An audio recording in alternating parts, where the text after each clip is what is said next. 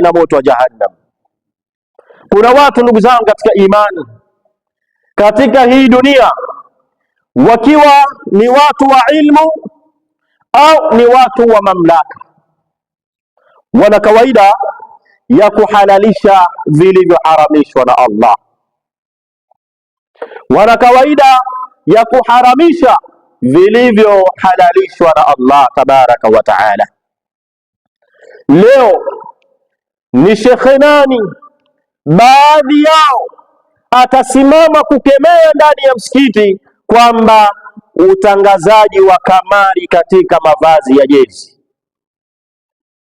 hali ya kuwa huyu shekhe na yumo katika hizo utaratibu wa kuvaa hizo kamari. Anapoulizwa hutafuta maneno mengi ya kilugha, ya kiistilaha, ya kisarfu, ya kibalagha, ili mradi apishane na amri za Allah tabaraka wa taala. Wa ahalla qaumahum dar albawar, na watu wakawafata wao na watu wakawasikiliza wao mpaka wakawahalalishia jumba la maangamizi. Jumba la maangamizi ndugu zangu ni yale mafikio ya mtu kufa hali ya kuwa amenadhibikiwa na Allah. Ni ule mwisho ambao unamkuta mtu amekasirikiwa na Allah tabaraka wa taala. Namwomba Allah tupe mazingatio. Barakallahu li wa lakum bil Qur'anil azim wa nafani wa iyyakum bil ayati wa dhikril hakim. Aqulu qawli hadha wa astaghfirullah li wa lakum wal jami'il muslimina wal muslimat fastaghfiruhu innahu huwal ghafurur rahim wa huwal barrul karim.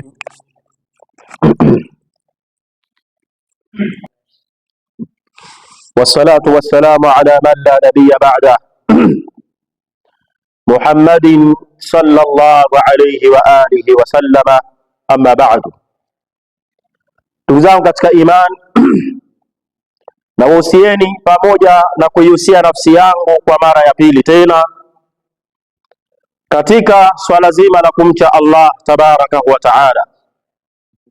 Ndugu zangu katika iman, hakuna yoyote katika hii dunia atapata salama ya haki kabisa na ya uhakika nje ya kumcha Allah jalla wa ala. Hili neno la uchamungu ndugu zangu, maana yake ni maana nyingi sana, wanawavyuoni wameitafsiri, wameifafanua. Na maana kumcha Allah ni kumwogopa Allah. Maana kumwogopa Allah ni tofauti na ile hofu ya kumwogopa simba. Tunapomwogopa mnyama simba na wanyama wengineo wakali, asili ya hofu ya wanyama hao tunawakimbia. Ukisikia mtu anamwogopa simba, maana yake anamkimbia simba. Na ukisikia kwamba tunatakiwa tumwogope Allah jalla waala, tumkimbilie Allah, yani kule kumwogopa kwako Allah ni kumkimbilia yeye, siyo kumkimbia. Na Allah akukute kule ambapo amekuamrisha, na Allah akuone haupo kule ambapo amekukataza.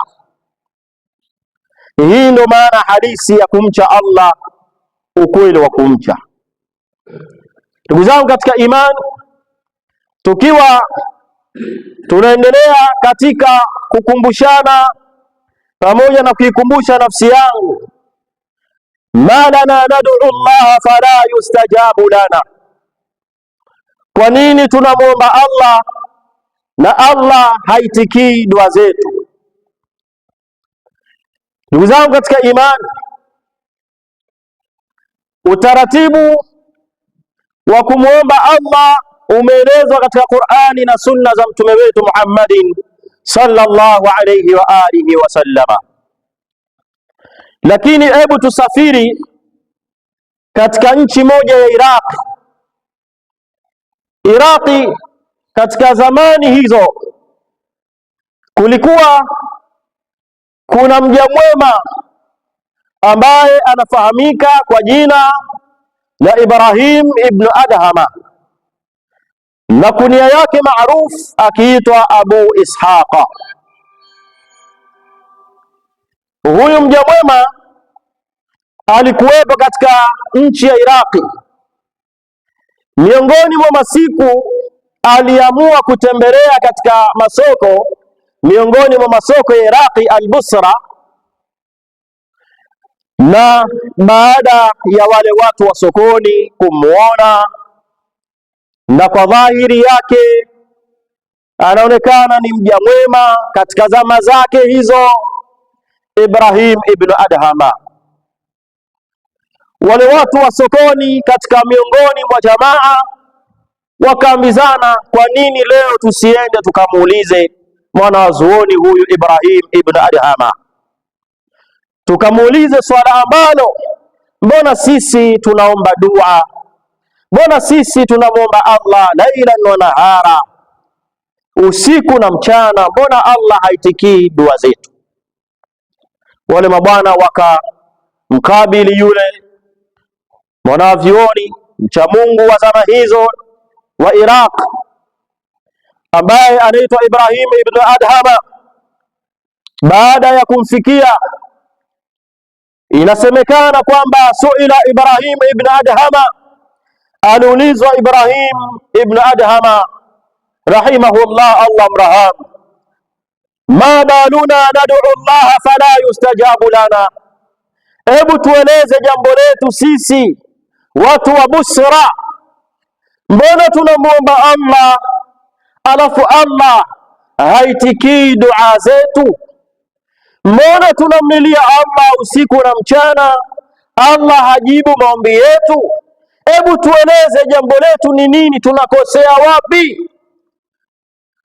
Faqala lianna qulubakum matat bi'asharatan ashiya'i, akajibu Ibrahim ibn Adhama ambaye ni Abu Ishaqa kwamba nyie ahlu Busra, enyi watu wa Iraq, hakika katika vifua vyenu mambo 10 yamekufa, hakika katika vifua vyenu yamekosekana mambo 10, mambo ambayo ndiyo yanopelekea nyie kuto kujibiwa dua zenu.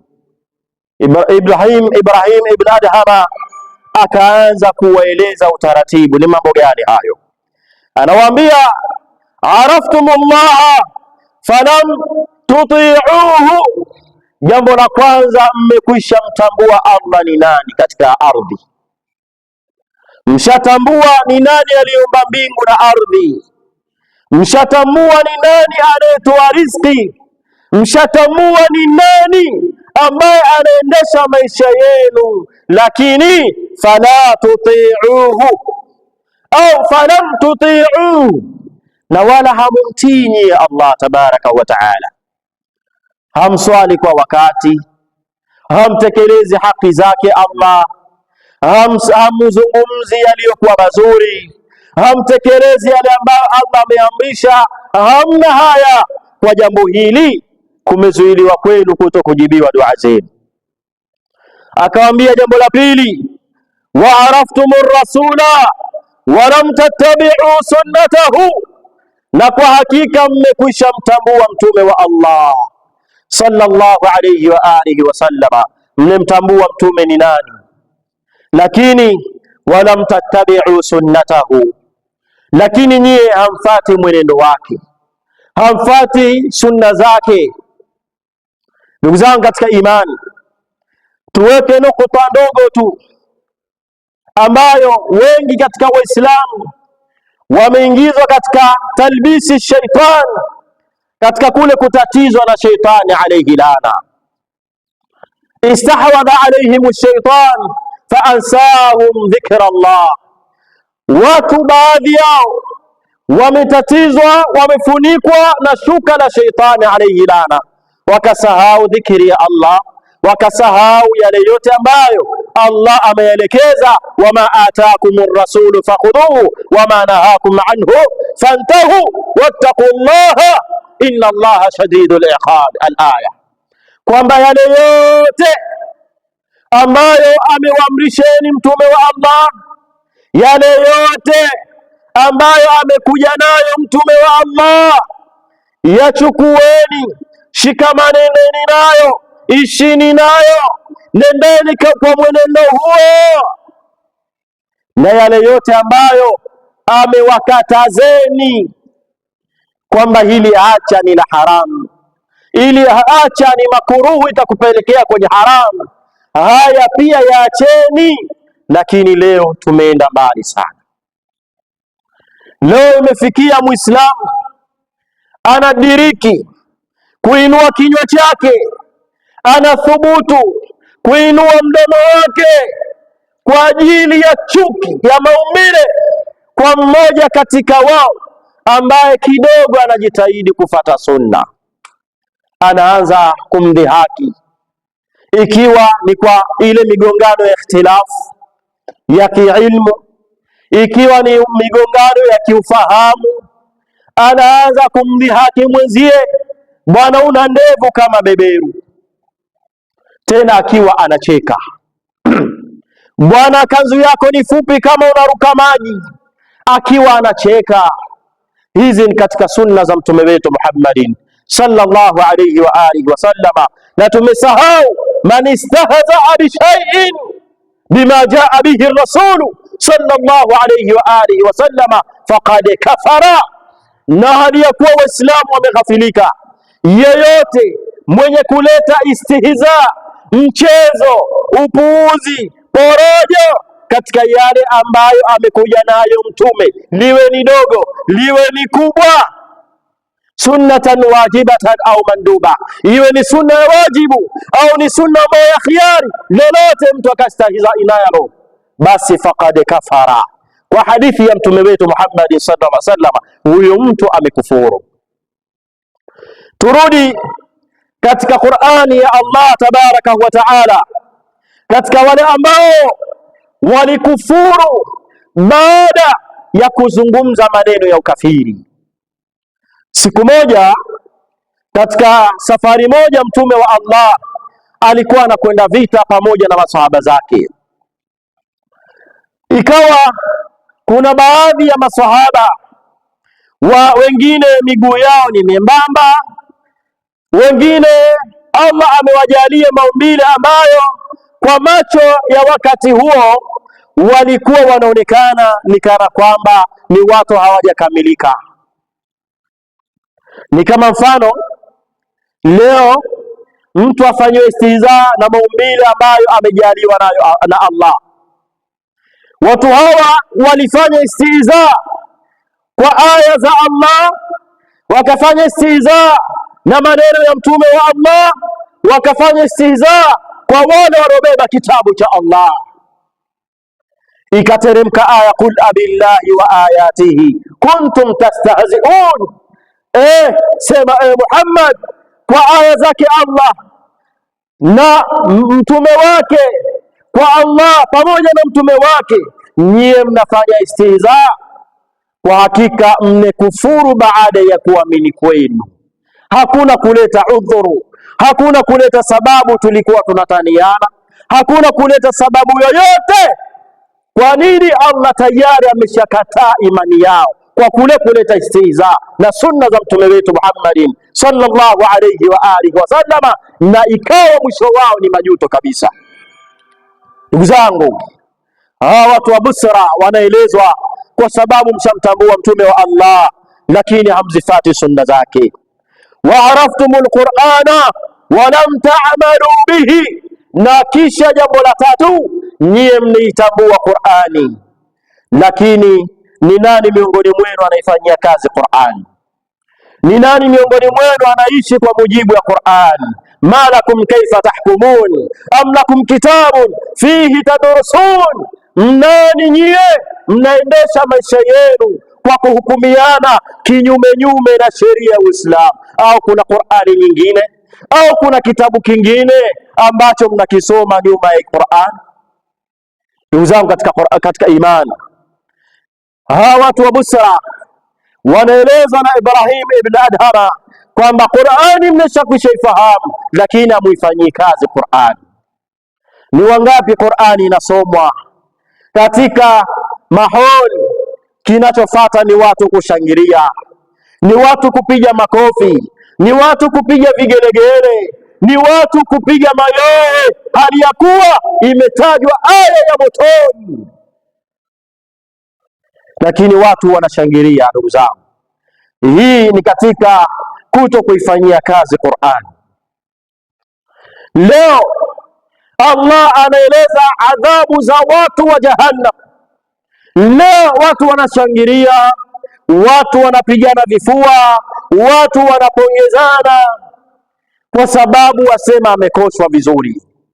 Na ikizungumziwa aya ya janna, bado siyo fursa ya mimi na wewe kushangilia, kwa sababu hatujui tupo katika miongoni mwa watu hao. Jambo la nne, ndugu zangu katika imani, wa akaltum ni'amillah wa lam tuaddu shukraha, na mmekula neema za Allah, mnaendelea kutumia neema za Allah, lakini hamrudishi shukurani kwa Allah, bali mnarudisha shukurani kwa viumbe. Leo akija mwana siasa katika mitaa yetu akakutangazieni na kututangazia kwamba mukae katika jangwa hili, jua liwapige, na waahidini kuwajengea barabara nzuri, pamoja kuwapa posho nzuri, kadha wa kadha, wallahi watu watawai, wallahi watu watakaa, kwa sababu mwana siasa wao ameshawaahidi vitu vya kiulimwengu, lakini wamesahau maji wanaokunywa ni maji ya Allah, wamesahau vyakula wanavyotumia ni Allah, wamesahau nyama wanazokula ni kwa ajili ya Allah, wamevisahau vitu hivi, wanakumbuka vitu hivyo ni kwamba ni binadamu.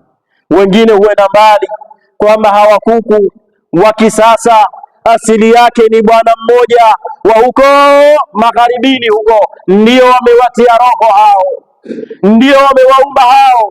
Tuwaulize swali, ikiwa hawa kuku leo tunanasibisha na hao, tunawanasibisha nao, je, yale masanamu ya Kariakoo wameshindwa nini kuyapulizia roho yakageuka watu yakatembea? Ndugu zangu katika imani, jambo hili ni lake Allah tabaraka wa taala, lakini watu wamesahau shukurani hizo, wamekwenda kuwapelekea viumbe. Jambo la tano, wa araftumul jannata falam tatlubuha, na kisha mmekwisha itambua pepo ya Allah, kwamba ahadi nyingi Allah ameziahidi katika janna ya Allah, lakini wala hamuitafuti pepo ya Allah. Mwisho wa siku inapoingia Ramadhani, watu huingia katika vistudio vyao kuanza kuisifu zile sababu za watu kwenda peponi, alafu watu hubweteka, hufungulia vile vikaswida, kwa sababu kama ni wa sauti na binti anavisikiliza vikaswida hivyo akiamini anapata thawabu, alafu anashindwa kufanya jitihada za kuitafuta pepo ya Allah ili mradi aelekee katika ahadi hiyo. Anabweteka kwa ajili ya kuombewa dua na watu ambao wao wenyewe wanaitafuta janna ya Allah. Tumeifahamu pepo ya Allah, lakini hatuisaki janna ya Allah. Kukitangazwa bwana, msikitini kunahitajika umeme, mtu anajipapasa, anatoa shilingi 50 au 100, alafu kisha hapo anatizama muda wake wa mechi, anakwenda kuitoa 1000 kwa ajili ya kuchangia kamari isonge mbele, kwa ajili ya kuchangia haramu iende mbele, kwa ajili ya kuchangia ufisadi ukithiri katika ardhi, kwa ajili ya kuchangia mambo ya upuuzi na kuudhiwa Allah kuzidi kukithiri. Anakubali Muislamu kuchangia haramu, lakini hakubali Muislamu kuichangia janna yake, kuchangia maisha yake ambayo akifa leo yatakwenda kumnufaisha na kumsaidia. wa araftumun nara wa lam tahrubu minha, na nyie mmetambua moto ni mkali sana. Allah ameshaeleza ahadi ya Jahannam kwamba mafikio yake, matatizo yake, habari zake ni nzito, lakini kwanza hamuwezi kukimbia. Wala mtuharibu minha, wala hamuukimbii huo moto, ndiyo kwanza mnaukimbilia. Ndugu zangu, wangapi tunaukimbilia moto? Ndugu zangu, tunakesha katika mipira, ndio maradhi yetu. Tunakesha katika kamari, tunakesha katika ushirikina. Leo mtu anapoulizwa anasema ndo moyo bwana, ndo hivyo, niombee dua. Lakini kuna vitu vingine vya familia yako unavifanyia jitihada viondoke, ila katika jambo hili la maslahi yako na nafsi yako na akhira yako unakuwa unabweteka, ndugu yangu katika imani. Jambo lingine akaeleza, wa araftum ash-shaytana wa lam tuharibuhu, na nyie mmemtambua sheitani alayhi lana, habari zake, fitna zake, vitimbi vyake, vishawishi vyake, fitna na maangamizi yake, lakini wala tufanye jitihada za kumkimbia Ibilisi alayhi lana. Ndio kwanza tunasikiliza miziki, ndio kwanza tunasikiliza taarabu, ndio kwanza usengenyi unaendelea katika mmoja mmoja na wengi kwa ujumla. Wa araftumul mauta falam tasta'iddu lahu, na nyie mnetambua kifo kwamba ni haki ya kila kiumbe, lakini hamfanyi maandalizi ya kufa kwenu. Hamna maandalizi ya kufa kwenu. Mupo duniani kana kwamba mtaishi milele, mupo duniani kana kwamba ndiyo maisha yenu daharan baada daharin. Wa araftum wa dafantum al-amwata wa lam ta'tabiru biha, na nyie kila siku mnawazika watu, mnazika ndugu zenu, mnazika majirani zenu, mnazika wajomba zenu, kaka zenu, mama zenu. Mmefahamu hilo, mnawazika, lakini hatupati mazingatio kwa maiti hao. Ndio kwanza baada ya mtu kuzikwa watu huendelea na shughuli zao, na mtu hurudi. Kama alikuwa na ahadi ya kwenda kuzini, atakwenda kuzini, iwe ni mke wa mtu au ni binti wa mtu, lazima amwendee mtu huyo hali ya kuwa ametoka makaburini, muda wa dakika 2 au 15 anakwenda kuzini. Wantabahtum min naumikum, wakati huo baada ya kufa mnazinduka katika usingizi wenu wa mughafala. Na mwisho kabisa ambalo limeenea na linazidi kukithiri, fashtaghaltum biuyubi nnas wa taraktum uyubakum, na nyie mnajishughulisha kwa kule kushughulika, kutafuta, kuchunguza aibu za watu, aibu za ndugu yako Muislamu, na kisha mkasahau na mkaacha zile aibu zenu kuzichunguza, ukaifanyia kazi aibu yako, ile aibu yako ili ibadilike, uitengeneze iwe ni tendo zuri. Wangapi leo anapoonekana imamu wa msikiti ana kanzu nzuri, hata ikiwa alikwenda kupiga daladala huko Debe, ataonekana kwamba ni zile pesa zetu za mchango. Haonekani imamu, hatakiwi imamu avae nguo nzuri, hatakiwi imamu anukie, imamu asili yake anukie fukuto, anukie gunia. Leo wangapi wakiambiwa na maimamu kwamba ana njaa, anahitaji kula, tayari mtaani habari zinaenea, imamu ni ombaomba. Imamu ukimuona na kupiga kirungu. Hatusemi kwamba maimamu waombe na wala sio ombaomba, bali haya ni mambo ambayo yanatafutwa aibu.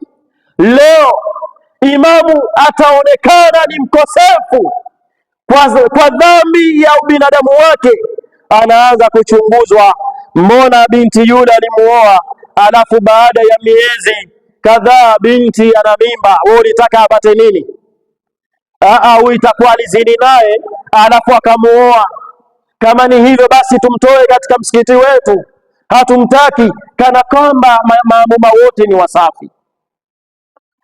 Watu wanatafuta aibu za watu, watu wanatafuta aibu za watu wakiwa wamesahau aibu zao. Leo jirani yako anapopika chakula unakwenda kumchunguza, au kwa kumchunguza umseme leo kashindia miogo, ili wewe ufurahie umepika biriani. Ndugu zangu katika imani, haya ndio mambo ambayo Ibrahim ibn Adhama aliwaeleza watu wa Busra. kwamba haya ndiyo mambo ya watu yanawafanya dua zao haziwezi kujibiwa. Na mambo haya 10 ndugu zangu yanaishi katika maisha yetu. Mambo haya 10 ndugu zangu yanaishi katika mitaa yetu, katika harakati zetu. Ndugu zangu, haya yalisemwa na waja wema, haya yalisemwa na wacha Mungu, na leo imekuwa ni ibara